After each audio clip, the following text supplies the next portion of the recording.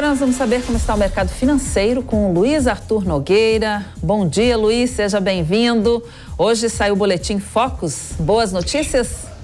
Infelizmente não, Cláudia Barta. Bom dia a você, bom dia a todos. Está no ar o mercado financeiro com as principais notícias da economia, do mundo das finanças. Foi interessante sua pergunta, Cláudia, porque o Boletim Focus, cujos dados são coletados na sexta-feira e divulgados hoje, segunda-feira, eles acabam refletindo de alguma forma a semana ruim que foi a semana passada, com muito ruído político, principalmente gerado pelo presidente da República, Luiz Inácio Lula da Silva, que criticou o Banco Central independente, gerou, portanto, incertezas na economia, e isso se reflete aí, nessa tabela que a gente vê agora, quem nos acompanha por imagem, no YouTube, no Panflix, percebe o quê?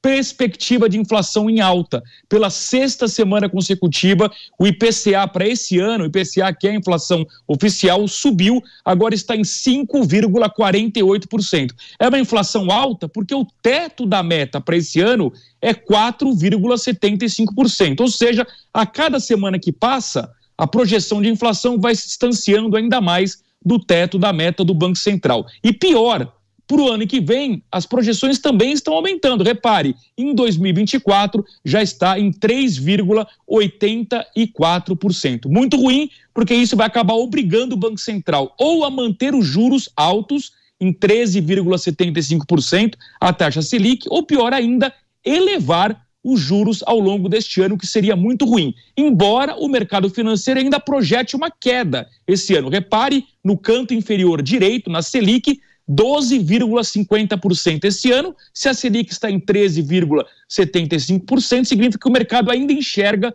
um espaço para redução dos juros. E para o ano que vem, uma redução ainda maior para 9,50%. Uma boa notícia do Boletim Focus vai no PIB, crescimento econômico, melhorou um pouquinho em relação à semana passada, agora o mercado projeta um crescimento de 0,79% da nossa economia esse ano. Claro que ainda é um PIBinho, claro que ainda é um crescimento muito baixo, principalmente se a gente comparar com o ano passado, que teve um crescimento em torno de 3%. E no câmbio, nenhuma grande novidade. Dólar para esse ano, R$ 5,28, para o ano que vem, R$ 5,30.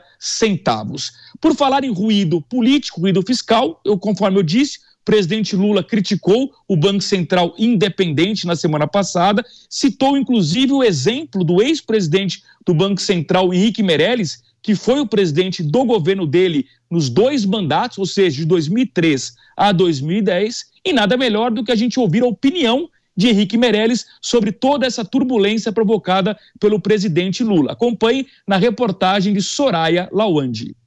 O ex-ministro da Fazenda, Henrique Meirelles, afirmou ser pouco provável que o Banco Central perca a autonomia no governo Lula. Segundo Meirelles, o presidente da República precisaria encaminhar um projeto ao Congresso para a revogação da lei que dá independência à direção do BC. É uma questão clássica que políticos não gostam. Que o Banco Central restrinja a atividade econômica para controlar a inflação, mas a experiência histórica mostra no Brasil e em outros países que isso é o que realmente beneficia o país, a economia, a criação de emprego a um prazo maior. Quer dizer, a inflação elevada, a inflação fora de controle não ajuda ninguém. O ex-ministro ponderou que a medida poderia gerar uma instabilidade muito grande nos mercados, causando aumento dos juros e da inflação. Henrique Meirelles também minimizou declarações do presidente Lula, que disse recentemente que o mercado fica nervoso à toa e não tem coração. O ex-ministro destacou que é preciso entender a dinâmica dos investidores. Existem 17 milhões de empresas no Brasil. A cada empresa, o padeiro, lá numa cidade do interior, quando ele acha que a economia vai crescer, que o governo está tomando medidas adequadas, etc., que vai aumentar a venda de pães, ele compra mais trigo, ele contrata funcionário, etc., para produzir os pães. Se ele acha que vai cair a venda de pães, ele faz o contrário. Ele não compra menos, ele já eventualmente desliga funcionários e tal. Isso é mercado. Em meio ao temor de uma recessão global, o ex-ministro destacou que o Brasil deve ser menos afetado por ser um país exportador de alimentos e de commodities agrícolas. Nós estamos com uma previsão de crescimento relativamente baixo, entre 0,5% e 1% ao ano. A recessão mundial, uma certa queda da atividade mundial prejudica um pouco, cai um pouco a demanda por produtos brasileiros, etc. Mas como, infelizmente, o Brasil não é o que seria o ideal, um grande exportador de produtos industriais, manufaturados, etc., o Brasil exporta fundamentalmente alimentos e minerais, isso aí é menos afetado por essa atividade mundial um pouco menor, porque a demanda por alimentos, ela por motivos óbvios, ela se sustenta um pouco mais. Henrique Meirelles também minimizou as críticas de integrantes do novo governo ao teto de gastos e ressaltou que a equipe econômica já deu sinais de preocupação com a questão fiscal. Muito bem, são ruídos que interferem inclusive no mercado financeiro, atrapalharam na semana passada o nosso índice Bovespa. Em vários dias, as bolsas americanas e europeias estavam em alta e aqui no Brasil a gente colhia a queda por conta dessa aversão a risco aí provocada pelas falas do presidente Lula. Esperamos que essa semana seja mais tranquila, embora um novo tema polêmico tenha surgido ontem à noite com um artigo publicado em conjunto entre o presidente Lula e o presidente argentino Alberto Fernandes, falando sobre a criação de uma moeda única aqui da América do Sul. Eu particularmente acho isso muito improvável, mas é mais uma cortina de fumaça, é mais um ruído político que pode atrapalhar o mercado financeiro. Daqui a pouco a gente confere como é que estão as bolsas hoje, mas eu queria chamar para conversa o nosso convidado, o Marcelo Oliveira, ele que é sócio fundador da Quantset. Marcelo, bom dia, seja bem-vindo, tudo bem? Bom dia, tudo bem? Bom dia, ouvintes. É um prazer aí estar falando com vocês. Prazer é todo nosso. Marcelo, como é que o investidor se comporta num contexto em que ainda tem muito ruído político, tem muita novidade, um novo governo que está assumindo, com ideias econômicas diferentes das do governo anterior? Como é que você tem acompanhado tudo isso? A gente tem visto durante esse ano a Bolsa sofrer bastante com ruído político, né, com essas ideias um pouco mais populares do presidente e também acaba seguindo com o novo ministro da Economia. Mas o que a gente tem visto na Bolsa os ruídos têm feito movimentos mais rápidos, né, assim como principalmente quando o presidente fala alguma coisa, a gente vê a Bolsa sofrendo na grande maioria dos pronunciamentos, né, do presidente, porque são medidas populares que afetam a inflação e o mercado não quer isso, né? Você acabou de mostrar aí novas projeções do Boletim Focus, pela sexta semana seguida subindo as projeções de IPCA para esse ano, para o ano que vem, o que não é bom para o mercado, né? A gente quer ver para o mercado, principalmente de ações, essa inflação controlada, para a gente começar a ver os juros baixar novamente e uma corrida novamente para bolsas, enfim. Não só questão falando do mercado financeiro, mas uma própria corrida das empresas para realmente continuar investindo a taxas mais baixas de juros. Então, acho que os movimentos têm sido nos ruídos rápido, mas a Bolsa tem se recuperado muito pelo movimento de recuperação, de reabertura da China, né? E a gente sabe que o nosso índice, principalmente o Ibovespa, que é o mais acompanhado, tem ali mais ou menos 40% da sua composição em empresas de commodities. Então, isso acaba fazendo o preço se segurar mais, aí, vamos dizer assim, né? Então, a gente teve ruídos de queda ali, principalmente semana passada, com falas do presidente, e logo depois acaba recuperando porque segue o preço das commodities, né?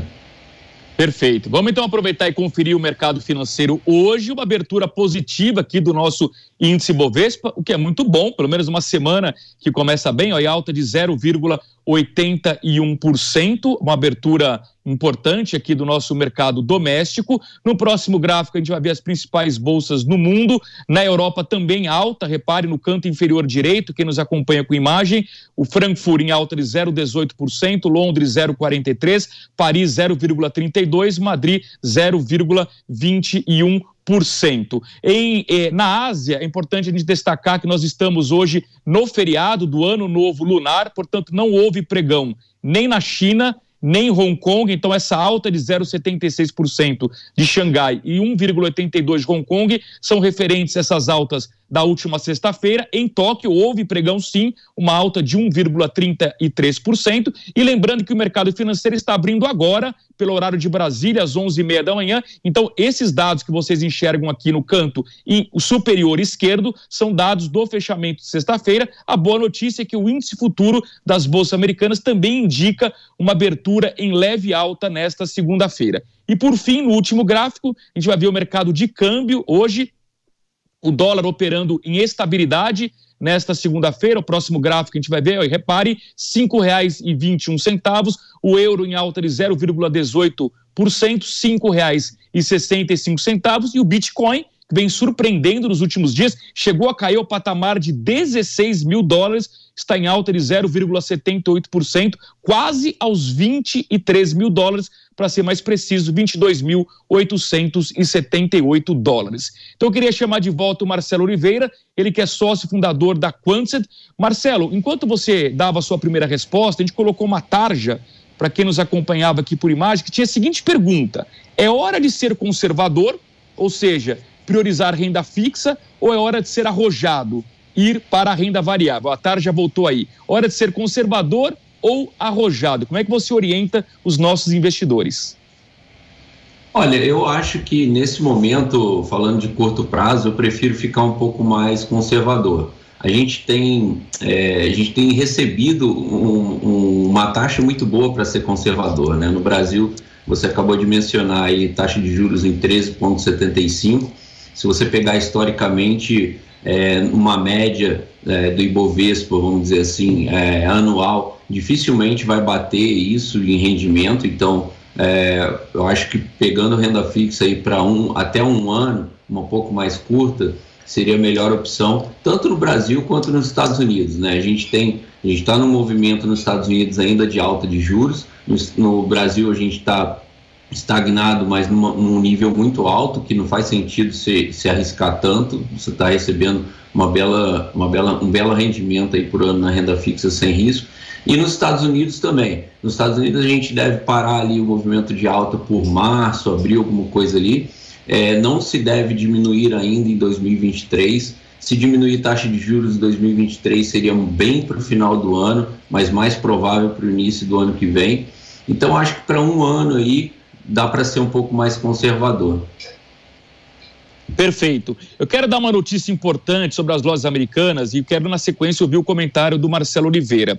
Na noite desse domingo, os 3 bilionários, que são os principais acionistas das lojas americanas, eles têm quase ali em torno de 30% das ações da empresa. Eu me refiro ao Jorge Paulo Lemann, ao Carlos Alberto Sicupira e ao Marcel Telles. Eles emitiram um comunicado ao mercado para dizer que, segundo eles não sabiam de nada sobre essa fraude bilionária de cerca de 20 bilhões de reais, esse escândalo que estourou na semana retrasada. Vocês acompanharam aqui no programa Mercado Financeiro, e ao longo de toda a programação da Jovem Pan News, nós fomos noticiando um absurdo, um escândalo, né? Estamos aqui, inclusive, cobrando das autoridades uma investigação severa, da CVM, a Comissão de Valores Mobiliários, para que, de fato, haja punição, porque muita gente que investia nas ações das lojas americanas perderam dinheiro, e os próprios credores, que são os principais bancos. Então, os 3 bilionários disseram que não tinham conhecimento, reclamaram que a auditoria feita pela PwC nunca constatou nenhum problema, o que também é verdade, uma auditoria independente. Eles disseram que os próprios grandes bancos são credores, nunca reportaram nenhuma suspeita de problemas envolvendo as lojas americanas, lamentaram os prejuízos que os acionistas acabaram colhendo na última semana, e disseram que eles também são acionistas e também perderam muito dinheiro com esse episódio, e por fim disseram que vão ter muito empenho para tentar recuperar a empresa, no caso, as lojas americanas. Então eu queria chamar aqui o Marcelo Oliveira, ele que é sócio fundador da Quantice. Queria registrar também que neste momento as ações das lojas americanas estão em alta de 18%, ações vendidas nesse momento a 84 centavos, mas é óbvio que essa alta de 18% nem recupera nada do tombo. Vamos lembrar que antes do escândalo, uma ação das lojas americanas valia R$12 e hoje uma ação vale 84 centavos. Marcelo, como é que você acompanhou todo esse episódio envolvendo as lojas americanas e que lição os investidores podem tirar dessa lamentável situação da empresa?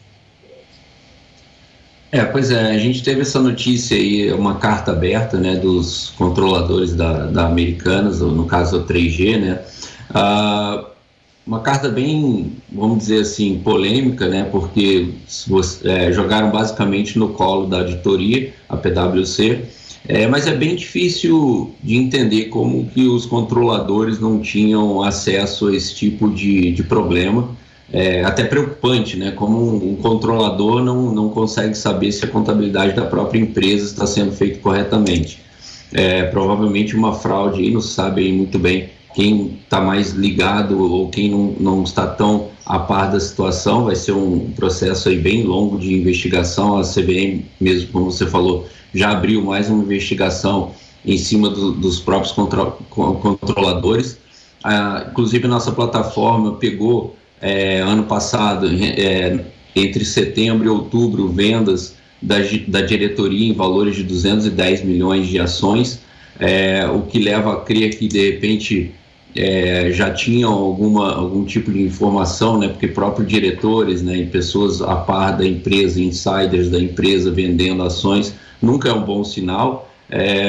Tão complicada a situação. A empresa pediu recuperação judicial, já saiu de todos os índices. Eu acho que não vai ter nenhum risco sistêmico para a economia do Brasil.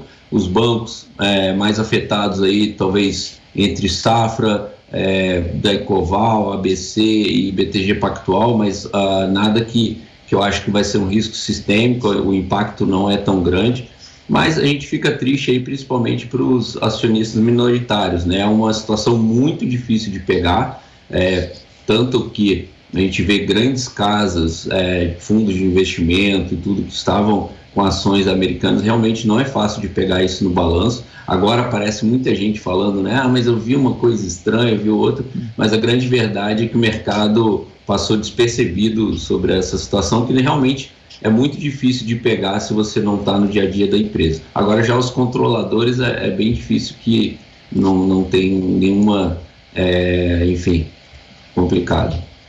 Concordo, Marcelo. Para a gente encerrar, a gente tem 30 segundos. A pergunta de $1 milhão. Vale a pena o investidor, pessoa física, aquele pequenininho, comprar neste momento ações das lojas americanas? Não acho que vale, tá? Eu particularmente passei muito pelo aquele movimento da OGX no passado, né, que foi muito parecido, uma queda astronômica das ações, entrando em recuperação judicial. É um processo muito demorado. O investidor, pessoa física, tem que pensar o seguinte: existe uma coisa chamada custo de oportunidade, que é o quê? Você pode colocar o teu dinheiro numa coisa agora, ou você pode colocar ele, por exemplo, numa renda fixa, que vai te dar 13%, 14% ao ano, ou até mesmo numa outra aplicação, fundo de ações ou fundo de imobiliário, enfim, que vai te dar dividendos todo mês. Então, o custo de oportunidade vai te matar. Isso é uma operação agora, eu acho que para bancos, que vai de repente entrar com ações sobre a empresa para tentar recuperar alguma coisa, pessoal que opera special situations, que a gente chama, né, que é fazer uma arbitragem ali sobre comprar agora para talvez recuperar um pouco mais no futuro. É um dinheiro que o investidor, pessoa física, pode colocar agora e sabe-se lá quando que vai tirar alguma coisa.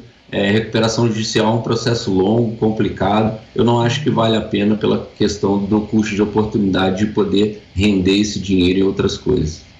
Perfeito. Marcelo Oliveira, sócio fundador da Quantice. Marcelo, foi um prazer. Muito obrigado, um bom dia. Até uma próxima oportunidade. Um prazer estar aqui. A gente está a postos aí quando quiser, é só chamar. Um abraço. Um abraço. E para encerrar o mercado financeiro, um assunto que interessa ao bolso de todos os empresários e empreendedores, não importa o tamanho, a carga tributária elevada no Brasil, que ninguém aguenta mais pagar tantos impostos. Acompanhe a reportagem de Vitor Moraes. A elevada carga tributária voltou ao primeiro lugar no ranking dos principais problemas observados pelos empresários do setor industrial brasileiro. O retrato do quarto trimestre do ano passado faz parte da última edição da pesquisa Sondagem Industrial, produzida pela Confederação Nacional da Indústria no mês de dezembro de 2022 e as expectativas do empresário em janeiro desse ano. Do dia 3 ao dia 13 desse mês, foram ouvidas 1.700 empresas. Marcelo Azevedo, gerente de análise econômica da CNI, diz que o mês de dezembro trouxe um resultado que já era esperado, de queda de emprego e no nível de atividade. A sondagem industrial ela já mede o pulso do empresário no fechamento de cada mês. Então, ele traz as expectativas do empresário e traz a percepção dele sobre o que aconteceu naquele mês. Antes mesmo que comece a sair números oficiais ou os próprios números da CNI com os indicadores industriais, que traz o número de fechamento dessas pesquisas. A sondagem industrial, agora desse mês de dezembro, traz um resultado esperado para o mês de queda do emprego, queda no nível de atividade, que é normal para o período, uma queda, não sei, que também é normal para o período, mas é importante ressaltar que essa queda foi mais branda que em outros anos, especialmente anos de uma atividade mais difícil para a indústria, como, por exemplo, 2015 e 2016. A questão da falta ou alto custo de matérias-primas deixou de ocupar a liderança do ranking e passou a ser a segunda da lista. O problema da elevada carga tributária foi assinalado por 32% dos empresários industriais, o que representa uma redução de 0,7% em relação ao trimestre anterior. Dá para destacar ainda na pesquisa, como terceiro principal problema, a demanda interna insuficiente, que registrou um aumento expressivo no último trimestre, aproximando-se dos percentuais pré-pandemia. Muito bem, a melhor forma de reduzir a carga tributária é o governo enxugando a sua própria máquina pública. Encerramos assim o mercado financeiro, voltamos amanhã ao vivo às 11h15 da manhã. É com você, Cláudia Bartel. Até amanhã então, Luiz. Um bom dia para você.